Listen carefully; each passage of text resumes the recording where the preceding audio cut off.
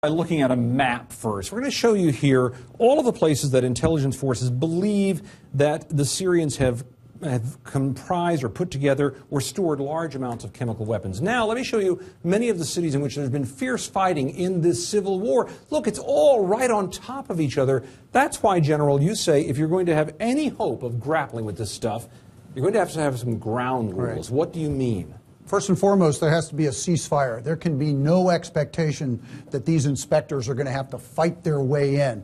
Look, we're in the midst of a almost three-year civil war. The warring parties have to agree to separate to get these inspectors in. What else beyond that would you require from the Syrian government to make this work? At a minimum, Tom, what you need to have is the Syrians have to declare what they have. This is the stuff we have, and this is where it's located. Then that all has to be validated.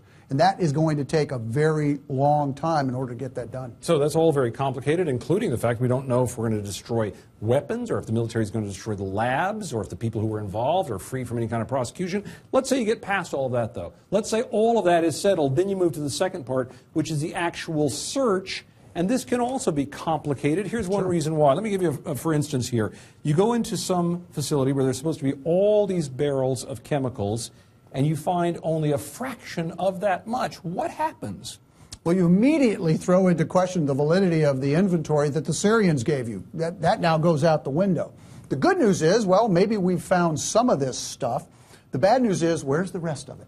We have to go find it. It can be in 1,000 different locations. It grew legs, as we said.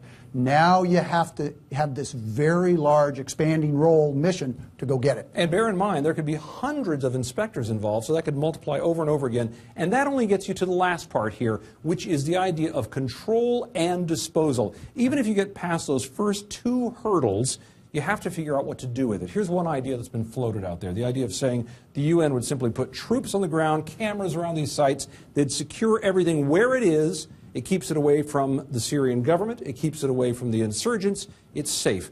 What's wrong with that plan? Well, here's the challenge. The potential military action didn't include boots on the ground. Here's a diplomatic solution that would necessarily include boots on the ground. You have to protect these sites. You have to provide persistent stare on these sites so these chemical weapons don't grow legs again and disappear on you. You can certainly put electronic surveillance in place, but it's going to take a lot of time. This is a very large, very expansive task, months at a minimum to get this accomplished. And your suggestion is, based on your experience in Iraq, the best plan would probably be, if you can get to this point, if you can get